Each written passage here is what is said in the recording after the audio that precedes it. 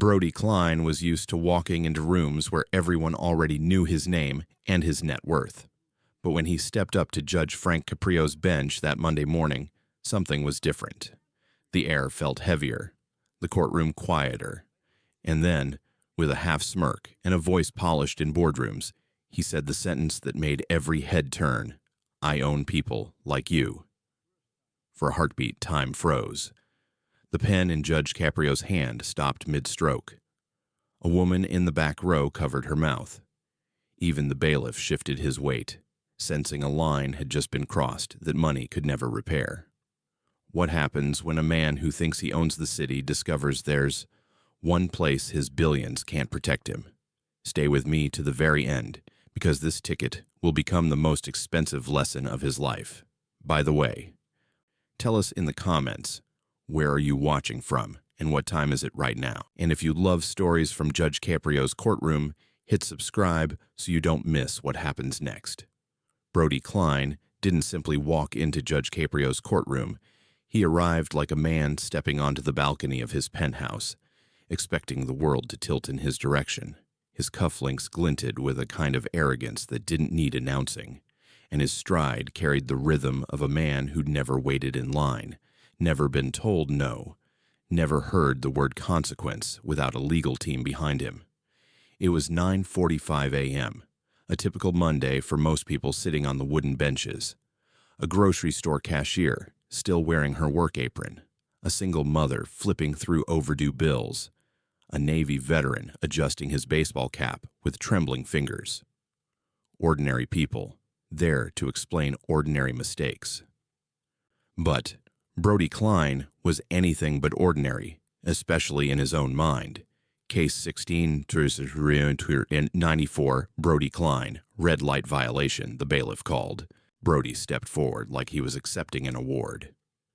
The courtroom lights bounced off his tailored charcoal suit, Brioni, hand-stitched, the kind you don't buy off racks, but off private lists. His cologne wafted through the room, so sharp and expensive it practically erased the scent of old wooden benches. Judge Caprio looked up with his usual warmth. "Good morning, Mr. Kline." Brody didn't return the tone. "Morning," he said, flat, clipped, dismissive, the way a CEO might greet an intern fetching coffee. There wasn't a single "Your Honor" in his voice, not even the suggestion of respect. Judge Caprio opened the file. "You were cited for running a red light at the intersection of Broad and Atwood. The camera captured your vehicle." Brody raised a hand, cutting him off. "Let me save you some time, Judge. How much is this going to cost me?" He slid a leather checkbook from his jacket. "I'll write it out right now. I have a meeting at 10, and my investors don't wait." A low murmur rippled through the courtroom. Not loud, but noticeable. The kind of uncomfortable rustling that happens when someone says something everyone wishes they hadn't. Judge Caprio's eyes lifted slowly, calmly. "Sir, this is a court proceeding, not a checkout lane." Brody smirked. "In my world, everything is a transaction. You give me a number, I write a check, and we both move on with our day." He leaned forward, as if delivering a business secret. "That's called efficiency." The judge didn't respond immediately. Silence did the talking for him. "I see," Caprio finally said. "Well, the standard fine for a red light violation is $85. Brody interrupted again, waving dismissively. Yes, I know. I spend more than that on lunch." He uncapped his pen. "Why don't I make it $500? Consider it a donation to whatever this place needs." He gestured vaguely at the courtroom walls. "Computers, chairs, whatever." This time, the murmurs turned sharper. A few people exchanged glances. The veteran shook his head. The single mother frowned. Judge Caprio placed his hands together, patient but firm. "Mr. Kline, I don't accept donations in exchange for skipping procedure." "Procedure," Brody scoffed. "Judge, my time is worth $12,000 an hour. Every minute I stand here costs me $200. Surely you can appreciate that." He said it as if it were common knowledge, like telling someone the sky is blue or water is wet. As if the courtroom should feel lucky he bothered to show up at all. "Mr. Kline," Caprio replied. Your hourly rate does not influence how this court operates. Brody laughed under his breath. Everything has a price, Judge. He glanced around the room to make sure everyone heard him. I've been negotiating deals my whole life. Nothing in America moves without money. Not business, not politics, not even justice. A hush fell. It was the kind of statement that makes people sit still, not because they agree, but because they're waiting to see who will react first. Judge Caprio tapped his pen once, a quiet punctuation mark. This court, he said evenly, does not negotiate the rule of law. Brody shrugged. With all due respect, actually, forget respect, I employ over 3,000 people. I pay more in taxes in a 90-day cycle than most people make in 10 years. You think I can't pay to make an $85 inconvenience disappear? Someone in the back scoffed. Someone else whispered, unbelievable, but Brody didn't notice. Or he didn't care. Maybe both. Caprio leaned back slightly, studying him with a subtle, piercing calm. Mr. Kline, financial success is commendable, but it doesn't entitle you to bypass the process. I'm not asking for special treatment. Brody countered. I'm asking for efficient treatment. There's a difference. Everyone receives the same process here, Caprio said. The person before you, the person after you. The people after me, Brody cut in. Don't own half the skyline of Providence. There it was. The ego. The belief that wealth didn't just make him important, it made him essential. The tower on Hamilton Street, Brody continued, mine. The new luxury condos by the river, mine. The shopping center with the glass elevators, mine. And the parking structure where I left my Mercedes this morning, also mine. He spoke like a man listing off collectibles, not properties, like he was flexing muscles made of money. And that, he concluded, gives me a certain influence. Judge Caprio's expression shifted barely, but unmistakably. A subtle tightening around the eyes, a quiet steel settling beneath his words. Influence, he echoed. Tell me, Mr. Kline, where do judges fall in your hierarchy of influence? Brody hesitated for half a second, but arrogance gave him the final push. Public servants, he said, including judges. You work within systems people like me fund.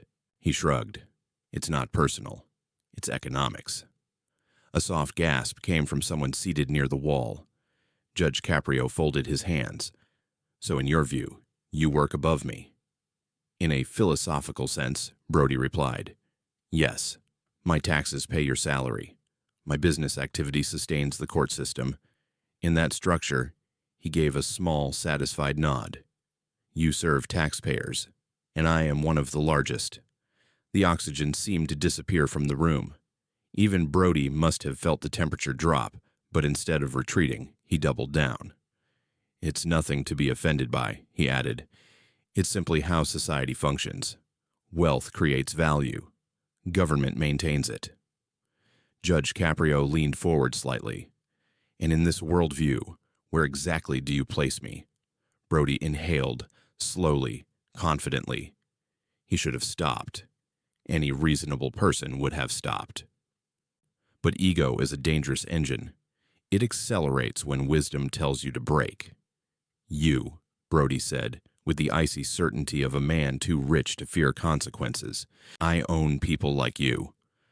A ripple of shock tore across the room. A woman dropped her purse. The veteran muttered, "Oh, hell no." The bailiff took one instinctive step forward.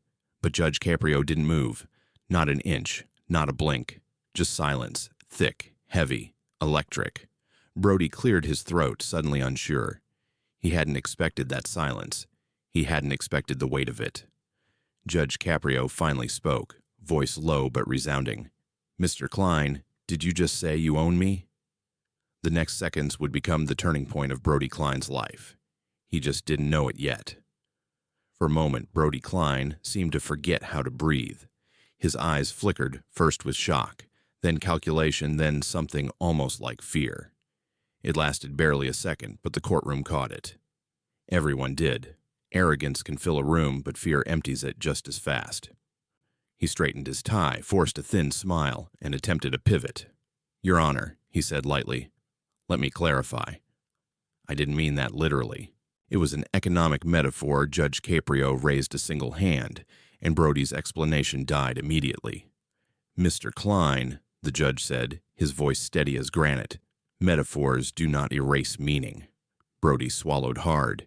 He wasn't used to being interrupted, certainly not like this. In his world, he was the interrupter, the man who cut people off mid-sentence, who reshaped conversations to his will. But in this room, with this judge, the balance shifted, and the courtroom felt that shift. People leaned forward. Even the bailiff's expression softened into something resembling anticipation. They all sensed what Brody didn't yet understand. The ground beneath him was cracking, inch by inch. Your Honor, truly, Brody insisted. I think you're misinterpreting. I'm interpreting exactly what you said, Caprio replied.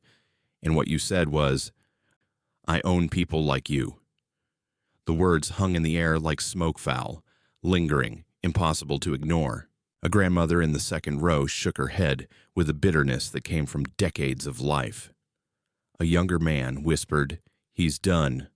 Another muttered, That's what happens when money gets to your brain. Brody heard none of it. He was too busy trying to salvage the situation. Your Honor, I apologize if my phrasing was stop, Judge Caprio said quietly. It wasn't loud, but the impact was seismic. Even Brody froze.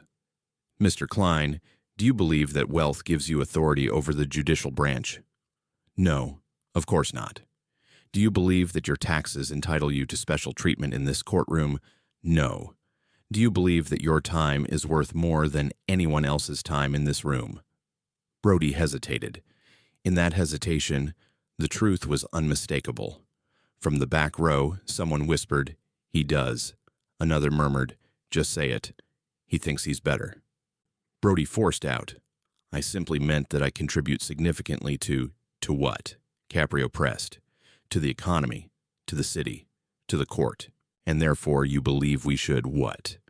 Adjust the law to fit your schedule? Brody opened his mouth, but he had nothing. For the first time in a long time, he had nothing. Judge Caprio leaned back slightly, but the steel in his gaze didn't waver. Mr. Kline, let me remind you of something fundamental. You are not standing in the boardroom of Kline Holdings. You are standing in a court of law, a place where wealth, status, influence, none of it, elevates you above a single other person. Brody's jaw clenched. With all due respect, you've given no respect, Caprio replied sharply. Not to this court, not to the process, and certainly not to the individuals who maintain this system you claim to understand. A few people in the room nodded. Someone whispered, Tell him, Judge. Brody's face reddened. He wasn't used to being scolded. He wasn't used to being told anything, really. He built towers. He built empires. He built the kind of wealth that made mayors return his calls within minutes. But this was different. Your Honor, Brody said more urgently now, I didn't mean I literally own. You meant it figuratively. Caprio interrupted. Symbolically, philosophically. Yes, exactly. Brody latched onto the lifeline with visible relief. Philosophically, the people who generate the wealth, people like me, fund the systems you operate. It wasn't intended as an insult. Then you should choose your philosophies more carefully, Caprio replied. Because the philosophy you just expressed is one that places people into categories of worth based on their bank account. Brody stiffened. That's not what I said. It's exactly what you said, Caprio continued. You told this court that justice is a transaction. You told this court that your time is more valuable than ours. And then you told me, directly, that you own people like me. There was no escaping those words now. No mathematical justification. No economic metaphor. No elegant pivot. Brody's voice lost its edge. Your Honor, I'm trying to explain. And I'm trying to understand, Caprio said. Do you believe that success entitles you to dominance? No. Do you believe that public servants are beneath you? No. Do you believe that your wealth makes you more important? No. The judge tilted his head. You answered quickly. but your behavior answered differently. Brody's shoulders tightened as if someone had pulled invisible strings, his mind raced calculating angles, exits, damage control. If he had a PR team behind him right now, they'd be frantically writing statements, drafting apologies, crafting spin. But he didn't have a PR team, and he had a courtroom watching him unravel. And a judge who'd seen men like him before and never once been intimidated by them. "Your Honor," Brody said through a careful breath, "I respect the court. Truly. But I think you're exaggerating the weight of exaggerating," Caprio repeated. "Mr. Kline, people come into this courtroom every day with humility. They come here worried about fines that could affect their rent, their groceries, their families. And you came here with a SEC book, prepared to buy your way through a legal process designed to treat everyone the same." Brody blinked, stunned by the force in the judge's normally gentle demeanor. "And when I did not immediately bow to your financial authority, you attempted to elevate yourself above me. You attempted to remind me of your wealth, your influence, your contributions, as though those things granted you dominion." Brody opened his mouth, then closed it again. Caprio's voice softened, but somehow became even more powerful. "Mr. Kline, I grew up in a neighborhood where people worked hard for everything they had. My father cleaned floors. My mother scrubbed houses. They taught me the meaning of dignity, of equality, of respect." He paused. "And they taught me that no mano matter how rich owns another." That line hit Brody harder than he expected. It wasn't the judge's volume. It wasn't his authority. It was the weight of lived experience behind it. For a flicker of a moment, so fast most people would miss it, Brody's confidence cracked. His posture loosened. His eyes dropped. Something almost human peeked through. But then the moment passed. He straightened again, clinging to the only shield he had left, defensiveness. "Your Honor," he said tightly, "if we're finished discussing philosophy, I'd like to settle this matter and leave. I have commitments, and I have decisions to make," Caprio replied. "Decisions," Brody echoed, a hint of alarm surfacing. "Yes," the judge said, "because your conduct today is not simply rude, it's contemptuous. And contempt," he added, "has consequences." A sharp intake of breath spread across the room. Someone whispered, "Oh boy." Brody stiffened. "You can't be serious." "Oh, I am," Caprio said calmly. "More serious than you've been at any point since you walked through those doors." Brody's heartbeat quickened. His eyes darted around the room, searching for sympathy. He found none. "Your Honor," he insisted, "I apologized. I clarified my intent. I didn't mean disrespect." Caprio's voice dropped to a quiet, chilling firmness. "Intention does not erase impact, and arrogance does not excuse contempt. What you displayed today was a disregard for this court, its process, and the people who uphold the law you believe you are above." Brody's throat tightened. "And now," Caprio continued, "we will address that." The entire room leaned in. This wasn't going to be an $85 ticket. This was going to be a reckoning. Brody Kline just didn't know how severe it would be. Yet, the courtroom felt colder now, like someone had cracked open a window in the dead of winter.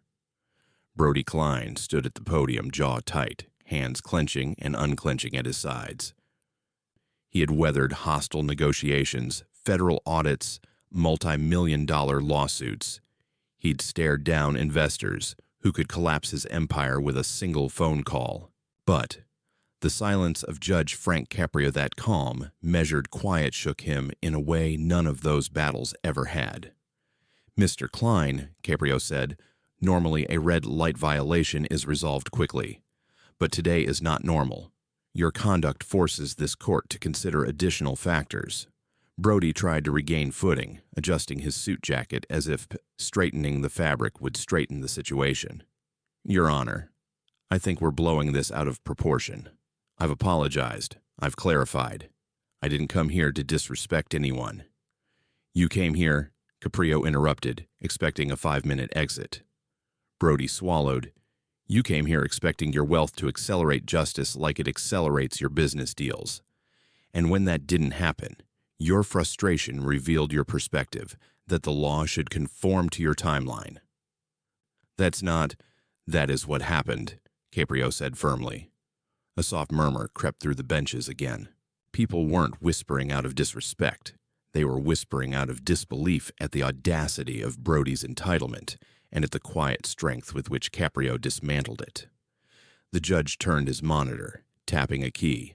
Let's review the incident. On the screen, a red light intersection flickered to life Broad and Atwood. A black Mercedes tore through the frame, the light red for 1.4 seconds. Not a subtle, almost green slip. A clean, unambiguous violation. You were lucky the cross-traffic didn't move a second sooner, Caprio said. You would have struck a minivan carrying a family of 4. Brody blinked. What? There was no minivan mentioned. No, Caprio said, because the collision didn't happen. But justice doesn't measure outcomes, only it measures risk. And your record, he tapped again, shows multiple prior warnings for similar behavior. Brody stiffened. Those were minor infractions. Minor? Caprio raised an eyebrow, speeding 22 miles over the limit, illegal lane changes on a residential street, nearly hitting a cyclist 2 years ago. Brody's eyes darted away. The courtroom, already tense, shifted into something heavier. This wasn't just a wealthy man with a bad attitude. This was a pattern, a dangerous one. And today, Caprio continued, instead of accepting responsibility, you attempted to buy your way out. It wasn't followed, the judge spoke over him, by a declaration that you own those who uphold the law. Brody's voice rose with desperation. I said it wrong. I said it out of frustration, not arrogance. Caprio leaned forward ever so slightly. Frustration does not create words out of thin air, Mr. Kline. It reveals the ones already living inside you. That line landed like a punch. A woman in the third row muttered, Amen. Someone else exhaled long and low. Brody's composure cracked further. His fingers tapped anxiously against the podium. Your Honor, I'm a busy man. My schedule is irrelevant here, Caprio said.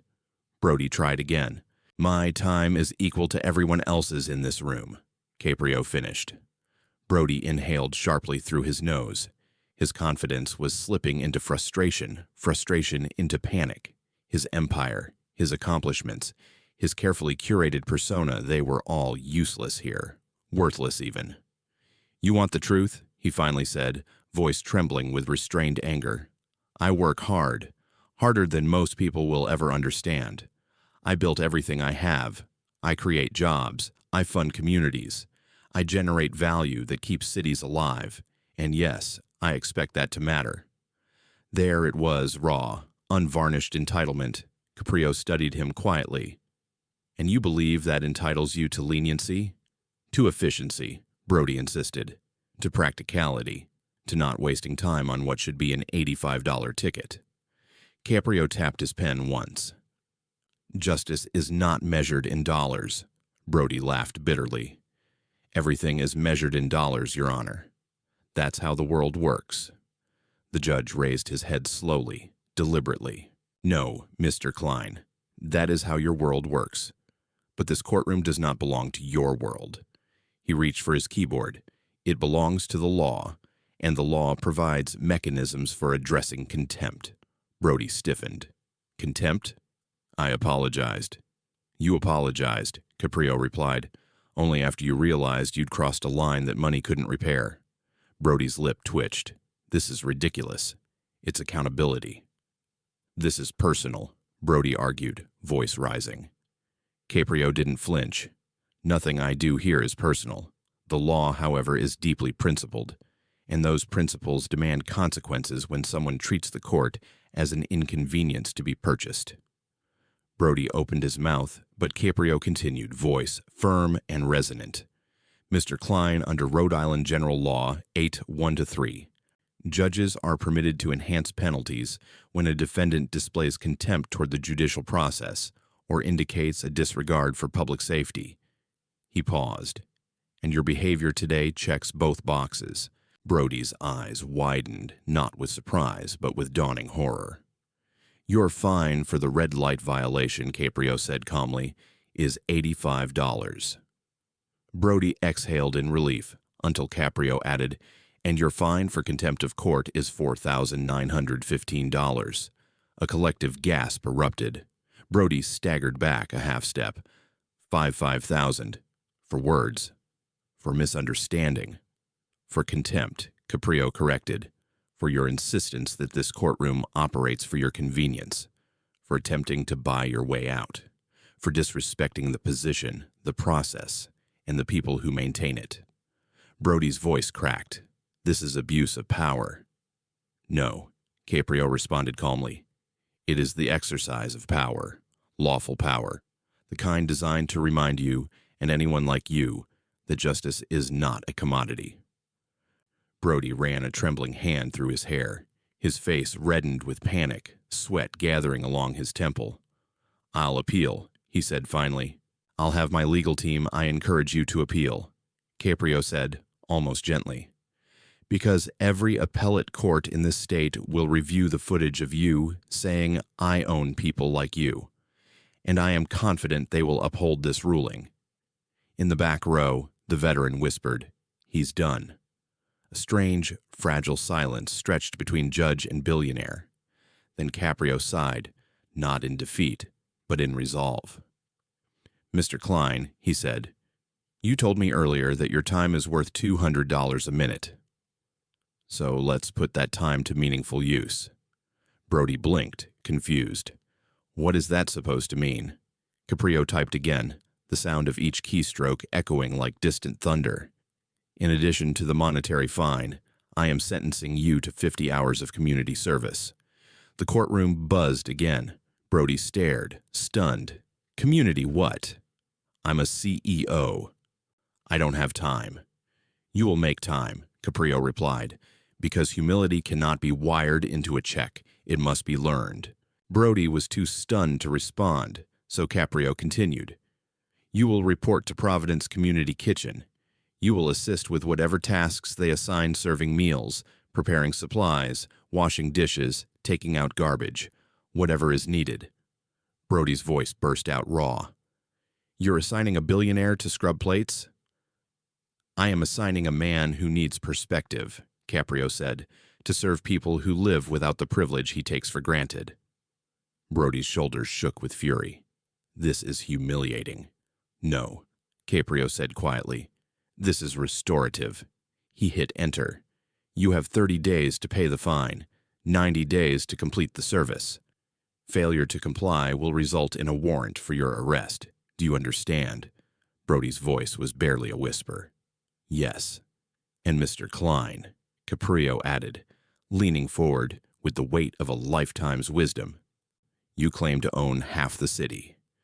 But let me tell you what you do not own. Brody lifted his eyes. You do not own justice. You do not own respect. You do not own the law. And you certainly do not own the people who dedicate their lives to serving the public. He paused. You told me that people like you create value. But people like my parents, my father, who swept floors, and my mother, who cleaned house, taught me that true value is not bought. It is lived. Brody couldn't speak. He couldn't even look up. Court is adjourned, Judge Caprio said softly. The gavel struck, but the echo of that moment would follow Brody Kline long after he left the courtroom. Brody Kline walked out of courtroom 3 like a man who had just stepped off a cliff without realizing he'd taken the final step. The moment the wooden doors closed behind him, the hallway seemed too bright, too loud, too real. His pulse hammered. His palms were damp. His mind raced like a stock ticker gone wild. $5,000. 50 hours of community service, washing dishes. It felt surreal, offensive, impossible. His assistant, Evan, waited outside with an iPad and a worried expression. He'd heard raised voices from inside, but hadn't dared approach. Sir? How did it go? Evan asked carefully. Brody stared at him blankly, as if language had suddenly become optional. What happened in there? Brody said nothing.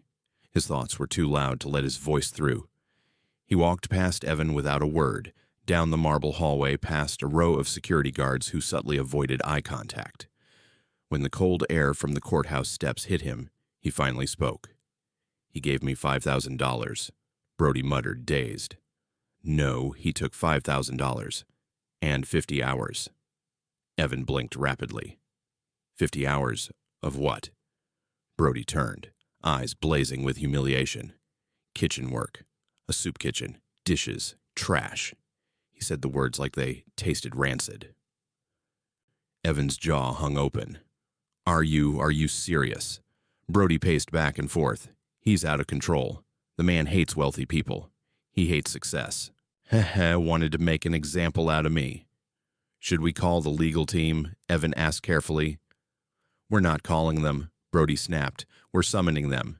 He pulled out his phone with trembling fury, dialing his attorney, Mark Rosenfeld, the most expensive lawyer in the state, and the only one who'd ever dared invoice late fees to billionaires. The call connected. Mark, I need you. Now. We're appealing. There was a pause. Appealing what? Mark asked calmly. Everything, Brody barked. The fine, the service, the humiliation. I want this overturned. Mark sighed, long and low. Brody, did you say something you shouldn't have? No, Brody insisted. I said something he interpreted wrong. Which was?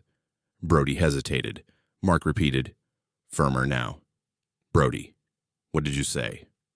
A muscle in Brody's jaw twitched. I told him I owned people like him. Silence. Long silence. Then Mark exhaled like someone opening a bill from the IRS. Brody, listen carefully. You are not appealing. What? Why not? Because if you do, that statement will be played on every news outlet from Rhode Island to Tokyo.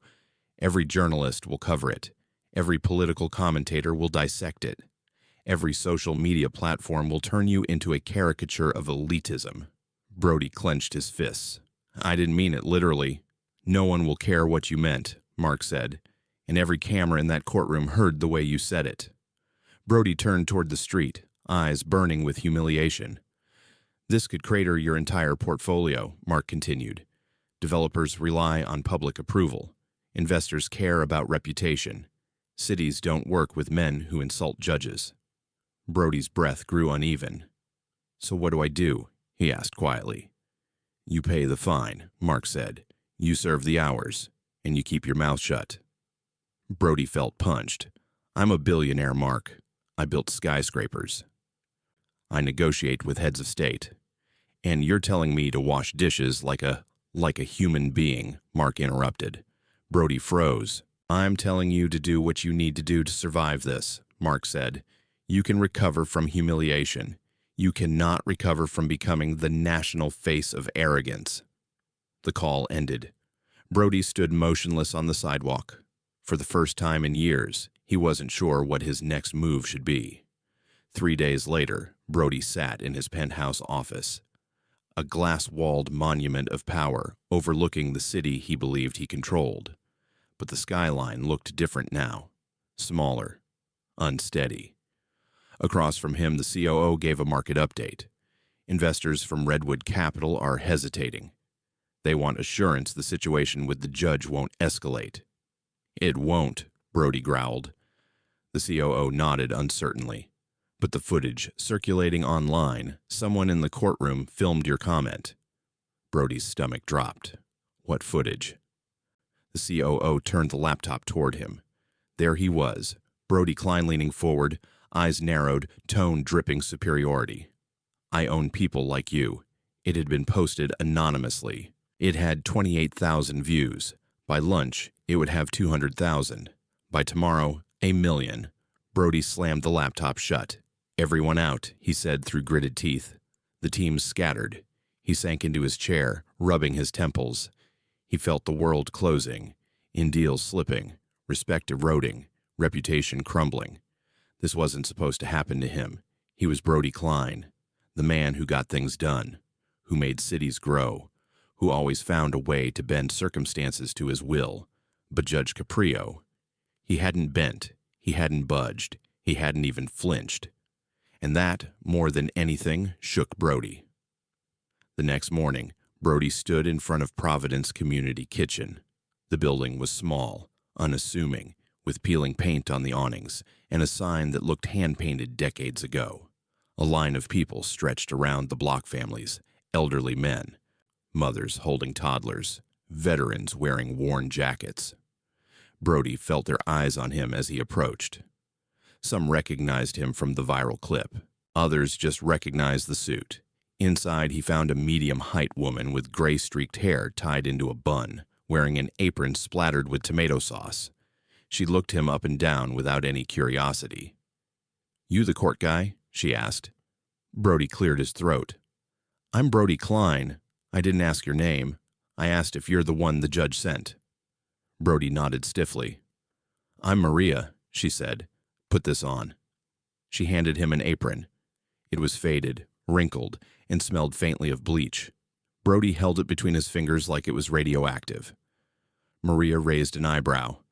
"It ain't silk, sweetheart. Tie it on." He did. "Ever worked in a kitchen before?" she asked. "No." "Great. You're on dishes." Brody blinked. Dishes. Maria gestured toward an industrial sink overflowing with metal trays, plastic plates, and utensils covered in dried gravy. "Yes," she said. "Dishes. Those things people eat from." She gave him a once-over. "You do know what those are, right?" Brody wanted to snap back, but he didn't. The image of Judge Caprio's steady gaze froze in his mind. He stepped to the sink. The warm water fogged his glasses. The smell of old food hit his nose. His hand sank into greasy water. A man beside him chuckled. "Fancy suit you got there." Brody didn't look up. "I'm not wearing a suit. Still looks like a fancy suit to me," the man said, "even with that cheap apron on top."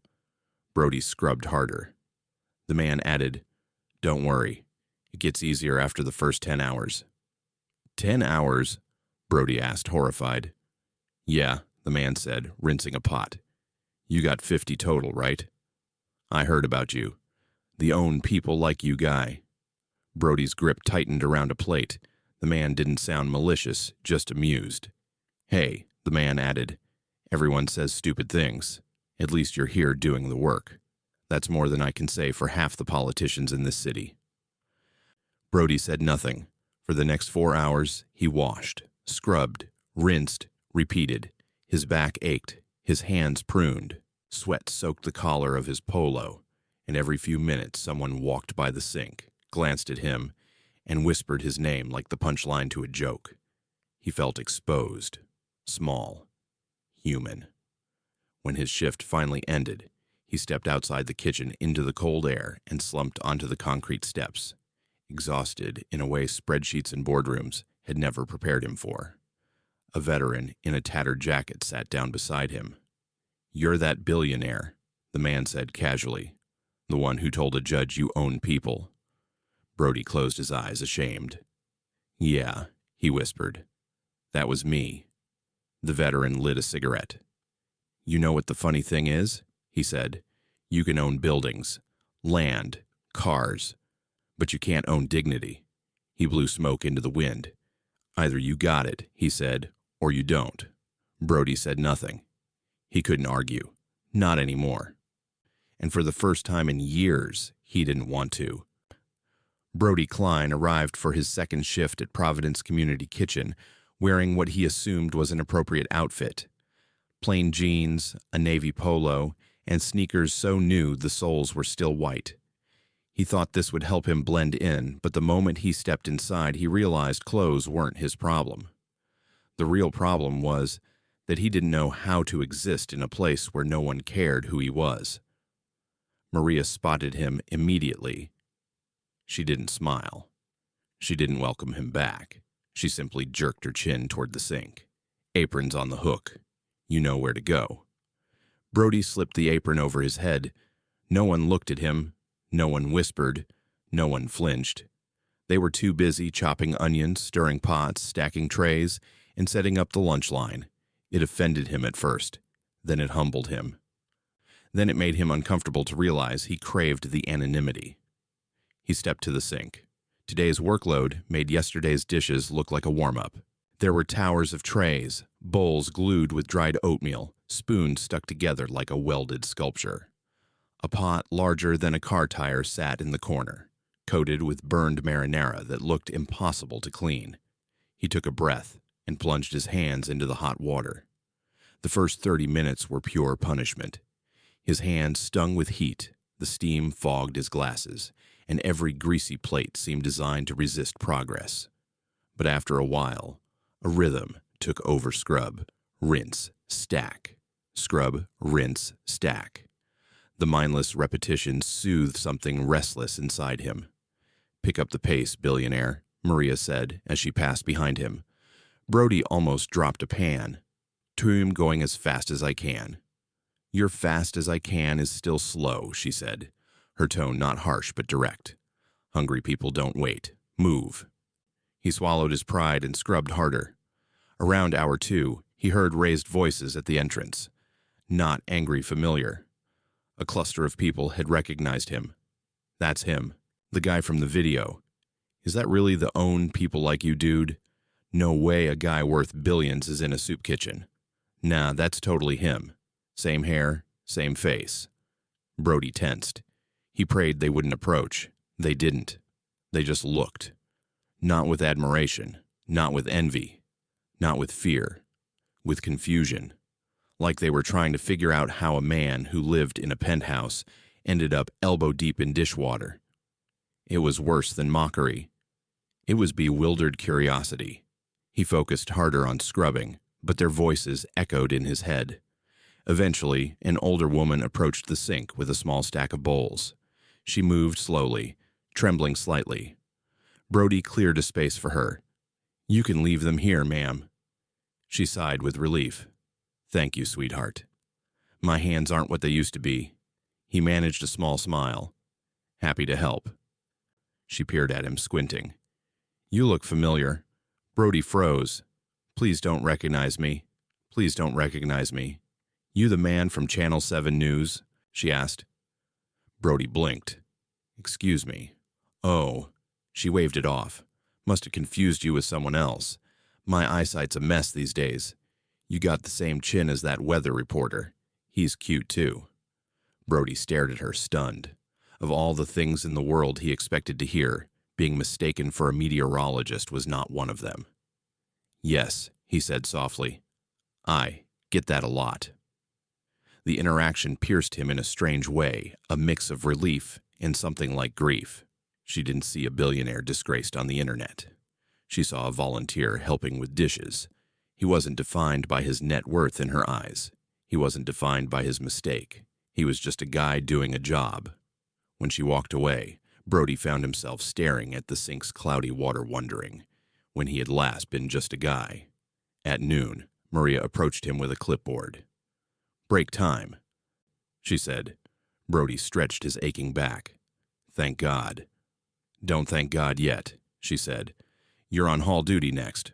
What does that mean?" Maria pointed to a stack of cardboard boxes near the loading bay. "Supplies, canned goods, 50-pound bags of rice. Deliveries came in early. They need moving." Brody blinked. I don't usually." Maria's eyebrow arched dangerously. "You don't usually what?" Brody swallowed. "Lift things." Maria let that hang in the air. Then she smacked the clipboard against his chest. "Congratulations. You're learning." The supply room was hotter than the kitchen, and the air smelled like metal and dust. Brody wiped sweat from his forehead and stared at the first 50-pound bag of rice. 50 pounds shouldn't be a big deal. He lifted dumbbells heavier than that in the gym. But dumbbells didn't have floppy corners. They didn't shift their weight mid-lift. And they didn't sit on a dusty floor in a crowded storage room where you had to bend, hoist, and carry them 10 feet across a room stacked with narrow shelving. He bent to grab one. His fingers dug into the woven bag. He pulled. Nothing happened. He gritted his teeth and tried again. This time the bag lurched upward, sending a jolt through his spine. He staggered sideways before catching himself. A voice spoke behind him. "Need help with that?" Brody turned. A man in his late 30s stood in the doorway wearing a faded hoodie and paint-stained jeans, his left leg braced with a metal support. His eyes tired but kind. Brody shook his head. "No, I've got it." The man shrugged. "Okay, just asking." He walked away, limping slightly. Brody watched him go, guilt prickling in his chest. The man had trouble walking, and he offered help to someone who had trouble swallowing his own pride. Brody lifted the bag again, this time successfully, and carried it across the room. Each step made his muscles scream.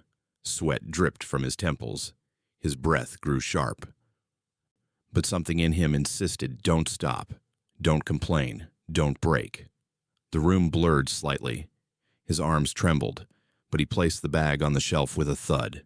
He didn't notice Maria watching from the doorway. Later, during the lunch rush, Brody manned the serving line for the first time. Maria had decided he needed to see faces, not just plates. He stood behind a steel counter, ladling soup into bowls. A woman with a toddler approached. "Just a small serving, please," she said gently. "It upsets his stomach if he eats too much." Brody ladled carefully. "Here you go," she smiled. "Thank you." The toddler smiled too, a wide, toothy grin that made Brody's chest tighten unexpectedly. A teenage boy came next. He avoided eye contact, hoodie pulled low. "Hey," Brody said softly. "Want extra bread?" The boy nodded. Brody slipped an extra roll onto his tray, and the boy's eyes softened with something between gratitude and embarrassment. Then came a man in his 50s, wearing a veteran's cap. "Appreciate you being here, brother," the man said warmly. Brody paused. "You do?" "Sure," the man said. "Most folks won't volunteer here. But you did.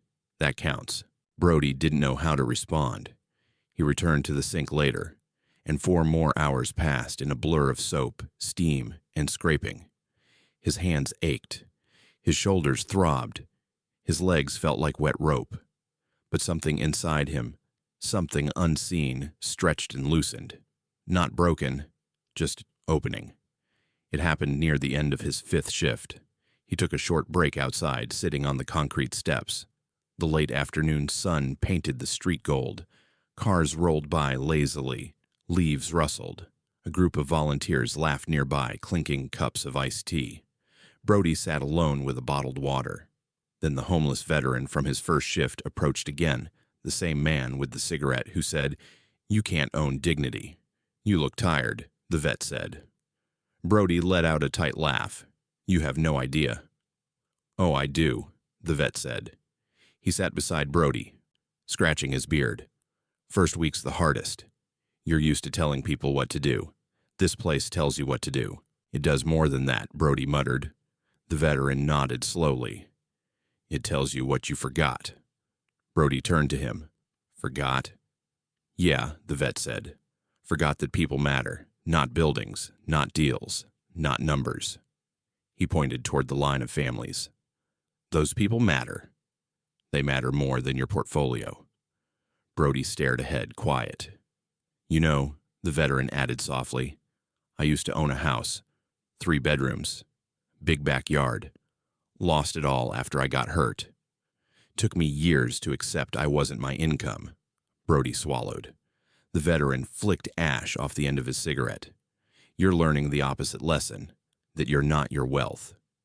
Brody looked at his hands waterlogged, reddened, pruned, hands that, for the first time in decades, felt like they had done something real. "I don't know who I am without it," Brody whispered. The veteran smiled gently.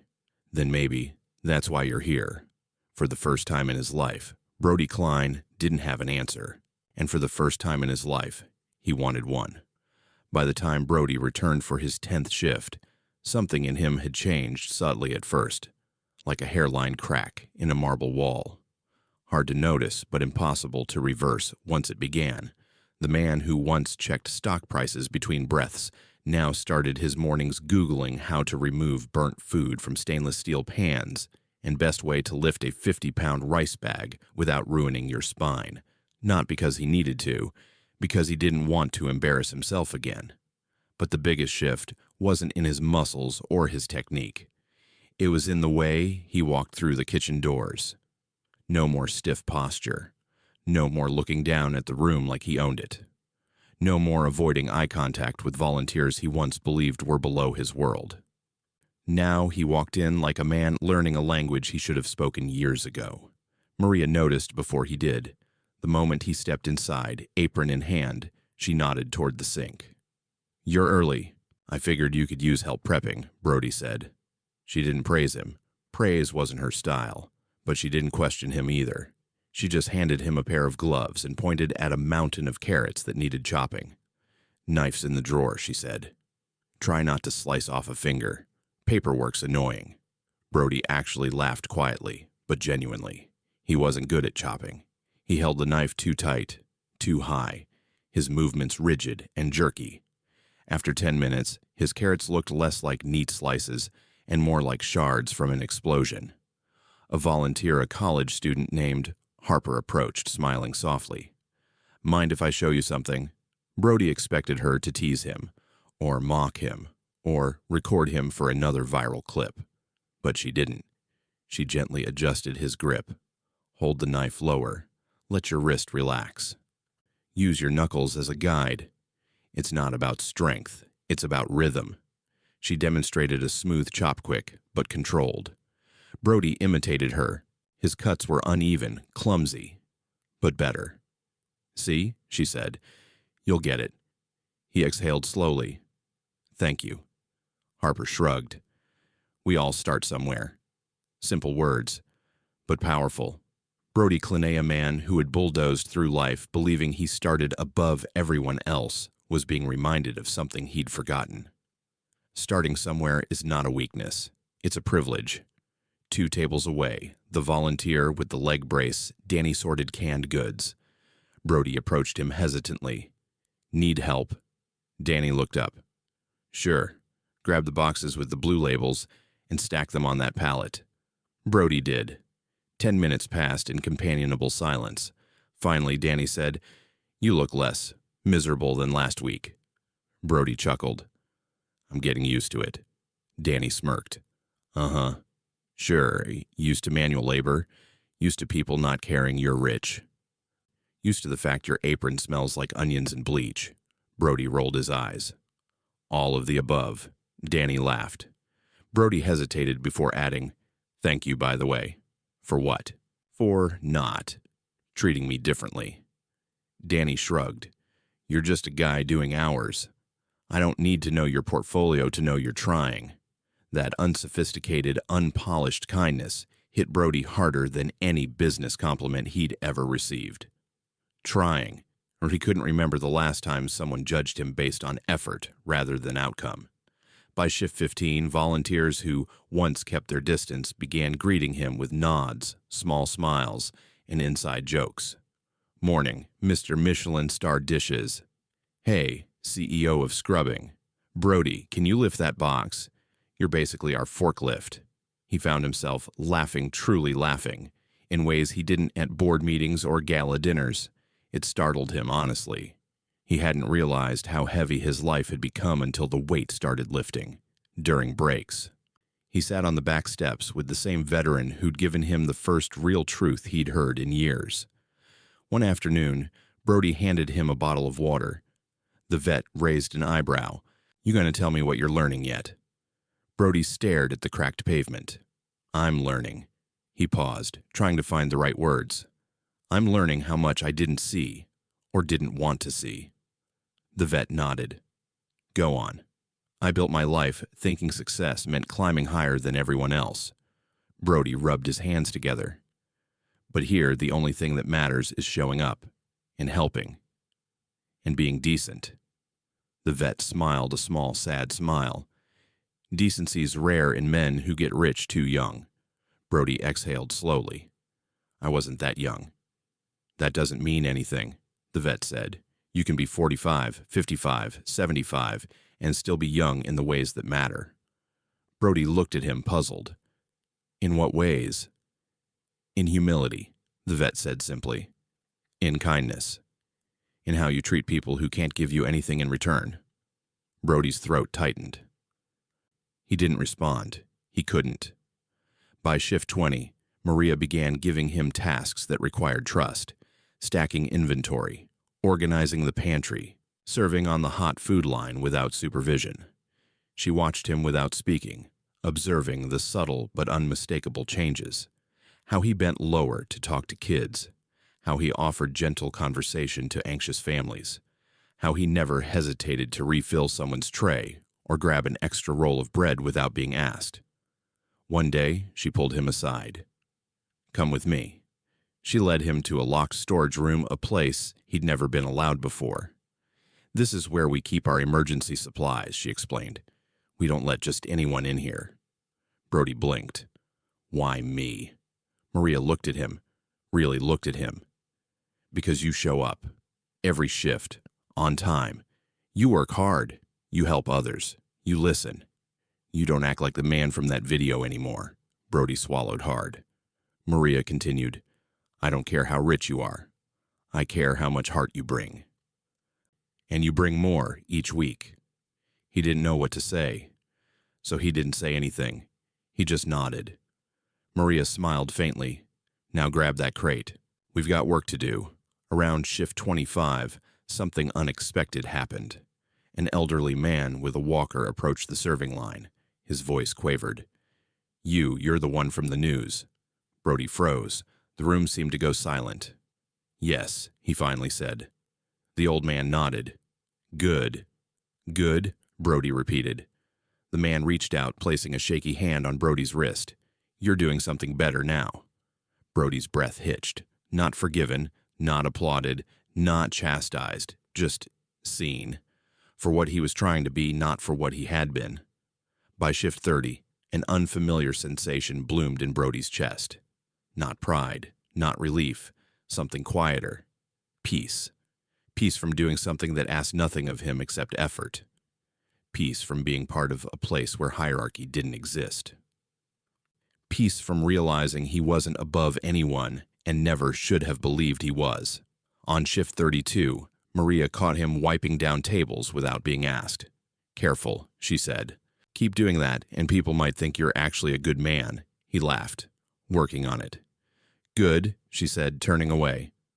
"World needs more of those." On shift 40, he showed up early again, but for a different reason. Not out of fear, out of habit, out of responsibility, out of something approaching ownership of the work, not the people. Harper greeted him with a wave. "Morning, Brody," Danny added. "The human forklift is back." Even Maria smirked. "Don't slow us down today." Brody grabbed his apron. "I won't." And he didn't. He was efficient. He was focused. He was helpful. Not because he was sentenced to be, because he chose to be. Because somewhere between dishwashing and rice lifting, between serving meals and sweeping floors, he had found something he didn't know he had lost. Himself. During shift 45, the veteran asked him, "You ready for your last shift next week?" Brody stared at the ground. "I don't know." "Why?" "Because I'm not done." The veteran smiled. "Good answer." By shift 50, the final one, Brody wasn't the same man who had walked into Judge Caprio's courtroom. He was still wealthy, still powerful, still influential. But for the first time in his life, he wasn't empty. He wasn't defensive. He wasn't hiding behind dollar signs. He was simply human, and that was the most valuable thing he had ever become. Brody's 50th and final shift came on a cool Saturday morning, the kind that smelled like wet pavement and rising dough from nearby bakeries. Fog clung to the tops of buildings, softening the skyline he once boasted about owning. For the first time in years, he walked through Providence not as a ruler of the city, but as someone who finally understood his place inside it. He arrived at the community kitchen before the doors even opened. He stood outside for a moment, breath visible in the crisp air, apron folded neatly under his arm. The building was the same peeling blue paint, humming neon sign, metal door that screeched when pushed. But it felt different to him now. Maybe because he had finally stopped looking at it and started seeing it. Maria unlocked the door from inside. Her expression was its usual mix of stoic indifference and unspoken amusement. "You're early," she said, stepping aside. Brody shrugged. "Old habits." She muttered. "Didn't know arriving early to wash dishes was a habit you people had." Brody smiled. "It is now." She shook her head like she didn't want to give him credit, but her eyes softened in a way he hadn't earned before. "Come in," she said. "We've got a long day." Brody stepped inside, inhaling the familiar mix of onions, dish soap, and cheap coffee. It didn't repulse him anymore. It grounded him. Today, there was no dread, no anger, no humiliation, only clarity. That morning, tasks seemed lighter even, though they weren't. He peeled 6 pounds of potatoes without cramping up. He stirred a pot of chili so big it looked like it could feed a stadium. He organized the pantry with speed and precision, stacking cans with practiced ease. Harper taught him how to sharpen knives properly. Danny showed him how to unjam the industrial freezer door. The new volunteers asked him where supplies were kept, and he answered instinctively, not realizing how much he knew now. At one point, a teenage girl approached him shyly. "Are you the guy who, the judge?" She trailed off, embarrassed. Brody wiped his hands on a towel. "Yes," he said gently. "I'm him." She nodded, chewing on the inside of her cheek. "My mom showed me that clip. What you said was wrong." Brody's chest tightened, but he nodded. "It was. But," she added quickly, "my mom also said coming here is the right thing. She said, people can change." Brody felt something warm settle behind his ribs. "I hope so," he said. "I'm trying." The girl smiled. "It looks like you are." She walked away, and Brody needed a moment, just a moment to steady himself. He hadn't realized how much he hungered for forgiveness until forgiveness came from a stranger. By lunchtime, the serving line was overflowing. Hunger didn't take weekends off, and the kitchen buzzed with urgency. Brody ladled soup, refilled trays, fetched extra rolls, whatever was needed. He wasn't thinking about his sentence anymore. He wasn't tallying hours. He was just here. In the thick of the rush, a voice cut through the noise. Well, look at this." Brody turned. It was the man with the leg brace, Danny leaning on a metal cart, grinning. 50 shifts and you're still holding the ladle wrong," Danny teased. Brody laughed. "You want to do it?" "God, no," Danny said. "You're doing fine. Besides," he gestured to the line wrapping around the corner, "they like you now." Brody blinked. "They, like me." Danny shrugged. "You work hard. You're polite. You listen. That's more than we can say for half the volunteers who come through." Brody let that sink in. There had been a time only weeks ago when he thought respect was something you extracted with power or influence. But here, he'd earned it by showing up, by sweating, by learning, by being human. At the end of his shift, Maria checked the clipboard, nodding slowly. "That's 50, she said. Brody exhaled. Somehow the number felt both immense and tiny. "You're officially done." "Done," Brody echoed. Maria crossed her arms. "That's what I said." He expected to feel relief, freedom, triumph. Instead, he felt empty. "Oh," he said quietly. Maria watched him for a moment. "You could come back," she said casually, as if offering him a refill of coffee. Brody's head snapped up. "Really?" "Well," Maria said, pretending to inspect her nails, "we could always use more help." "And you're not the worst we've had." "Not the worst," he repeated with a laugh. "I'll take it." "Don't get cocky," Maria said, but her eyes were warm. "Think about it." Brody nodded. "I will." 2 days later, he stood once again before Judge Frank Caprio. The courtroom was quieter than last time. No viral cameras, no spectators waiting for a spectacle. Just Brody, standing tall not because of pride, but because of what he had earned through humility. Judge Caprio looked at him carefully. "Mr. Kline, you have completed all 50 hours of community service." "Yes, Your Honor." "And the fine has been paid?" "Yes, Your Honor." Caprio nodded. And what have you learned? This time, Brody didn't rush. He didn't rehearse. He didn't hide. I learned that I was wrong, he said plainly. About what matters. About who matters. About what respect is, he continued, voice steady.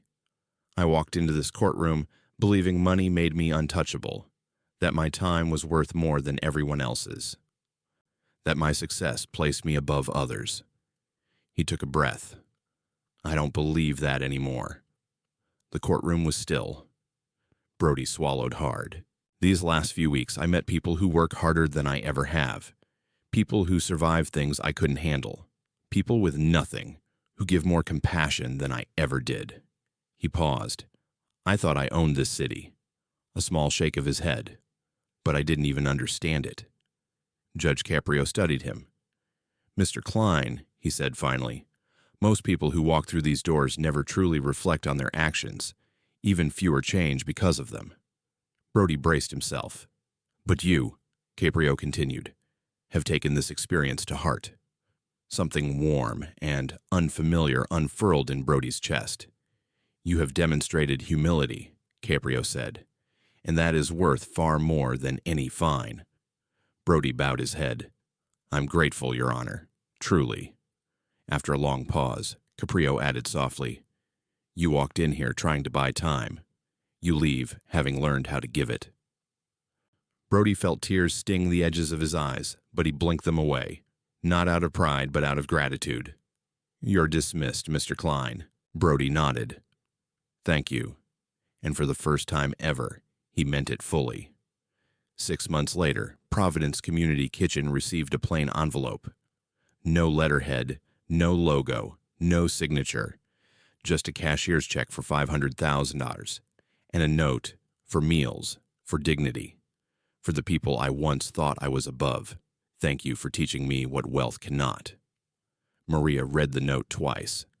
Then she smiled, the rare, genuine kind. She taped it to the bulletin board in the staff room. No one asked who sent it. They didn't need to. A week after that, Brody returned to the kitchen, not wearing court-required clothes, but a simple t-shirt and jeans. He walked in, tied on an apron, and said, Where do you need me today? Maria didn't look up from her clipboard. Dishes, she said. Brody laughed. Perfect. And as he rolled up his sleeves, the veteran from the back waved at him. You know, the vet said, you're a better man now. Brody smiled back. I'm working on it. The vet nodded. That's all anyone can do. And in that small, bustling kitchen, with steam rising, voices echoing, and the clang of plates all around, Brody felt something he hadn't felt in decades. Not power, not influence, not superiority. Belonging. And for the first time in his life, that was enough. In the end, Brody's story reminds us that money may build cities, but character builds people. True worth doesn't come from the towers we own, the titles we earn, or the deals we close. It comes from the humility to recognize where we've fallen short and the courage to rise better. Sometimes life humbles us not to break us, but to rebuild us into someone stronger, kinder, and more human. If you were in Judge Caprio's courtroom, do you think Brody's sentence was fair? And what would you have learned from his journey? Share your thoughts in the comments, and don't forget to subscribe for more real, emotional courtroom stories just like this one.